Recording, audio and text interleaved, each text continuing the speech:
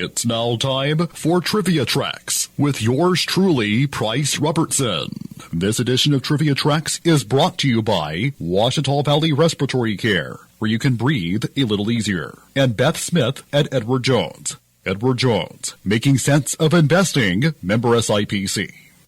Today we're going Indy with these interesting facts about auto racing's annual Memorial Day weekend event, the Indianapolis 500. Perhaps the Indy 500 is so big because it's contested in a place that is literally huge.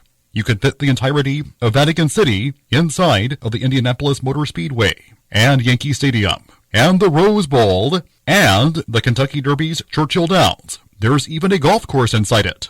The first ever Indy 500, so named because the race spans the equivalent of 500 miles, was won by Ray Haroon, whose car averaged 75 miles per hour. That's regular highway speed now for a lot of drivers. But in 1911, it was positively face-meltingly fast. The Indianapolis 500 is the biggest event in the Indy car circuit, a completely different entity than NASCAR, because it uses completely different vehicles. But about 10 racers have driven in the Indy 500 and the NASCAR Coca-Cola 600 in Charlotte on the same day. Tony Stewart did it more than once, and did it best, finishing in 6th place at the 2001 Indy 500 and 3rd at the Coca-Cola 600. The Indy 500 is a big deal, and organizers get celebrities involved wherever they can, from singing the national anthem before the race to taking a lap or two in the ceremonial pace car. Among the famous faces to take the wheel, actor James Garner, singer Marty Robbins, test pilot Chuck Yeager, talk show host Jay Leno,